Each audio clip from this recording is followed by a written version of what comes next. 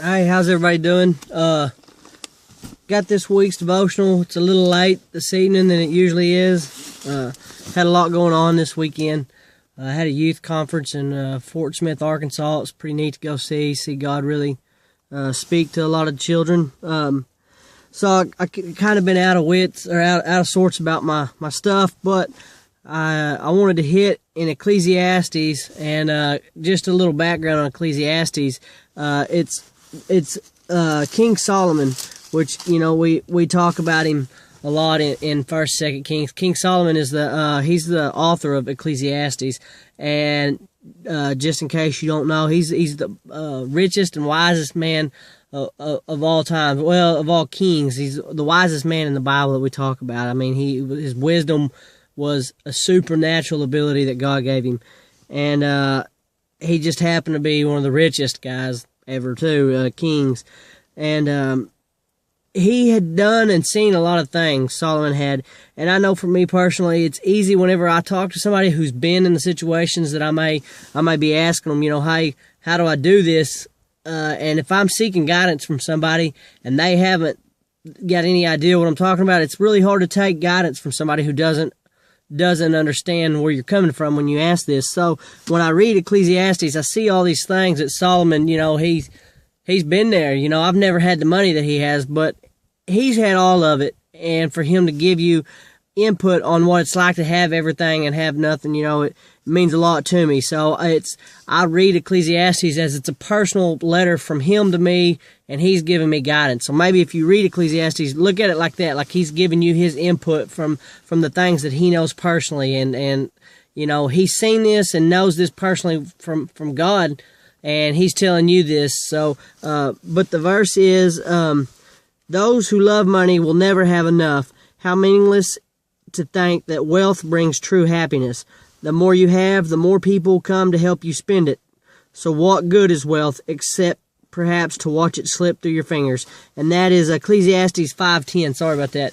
And the main part of that I want to hit is those who love money will never have enough. Because in our times today, we all seem to love money and want more and more and more. I'm guilty of it. I get nervous if things start looking a little sketchy. You know, I'm first to get nervous about it. And I think that's where we get in a bind. You know, he had all of that, and he can vouch from experience, which is what I was saying to begin with. I mean, he can vouch from experience that's what it's like. Love. I mean, you know, we always hear the love of money is the root of all evil, and yeah, I mean that couldn't be more true. But those who love it will never have enough, meaning that we'll always try to get more. We should be content with what we have. We should enjoy what God gives us while we have it. Now, I'm not saying just roll over and be like, oh, well, this is it. This is all I've got. You know, God's going to give me that. No, that ain't it. We should be content and happy with what God gives us. We should always be hard workers and strive for more. I think that's a good mentality in everything, whether you're a hard worker in your ministry, a hard worker in your employment. We need to be hard workers for everything, and in turn, those blessings will come because you're a hard worker. But we got to remember that we're working hard for the glory of God. We're working hard to show people Him through us. We can't just focus on money being the most important thing, and I think we need to realize that. I know things are really sucking for a lot of oilfield people.